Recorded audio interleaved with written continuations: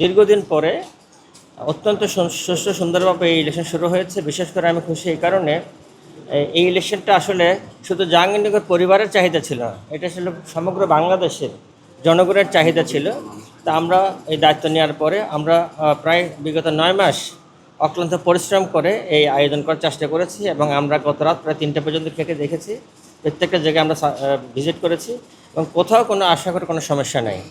তো খুব সুন্দর এবং আনন্দঘন পরিবেশে এই ভোট গ্রহণ শুরু হয়েছে এবং আমি নিজেও দেখলাম যে ছাত্রীরা এখানে এসে ভোট দিচ্ছে, তাদের মধ্যে একটা আনন্দ বিরাজ করছে এবং বিশেষ করে হল কর্তৃপক্ষ সবাই প্রভোস্ট মহোদয় সহ সবাই উপস্থিত আছেন এবং পোলিং অফিসার থেকে রিটার্নিং অফিসার থেকে সবাই উপস্থিত আছেন এবং যে সিস্টেমে আমরা করেছি সেই সিস্টেমের মতে আলহামদুলিল্লাহ সুন্দরভাবে ভোট অনুষ্ঠিত হচ্ছে এবং আমি আশা করি যে সারাদিনের মধ্যে ছাত্রীরা এসে তাদের এই ভোটাধিকার প্রয়োগ করবে। এবং শুধু তাই না, এটা তাদের জন্য একটা মনে হচ্ছে একটা পরীক্ষা, একটা ট্রেনিং হয়ে যাচ্ছে যে না, তারা জাতীয় নির্বাচনে অংশগ্রহণ করতে পারবে।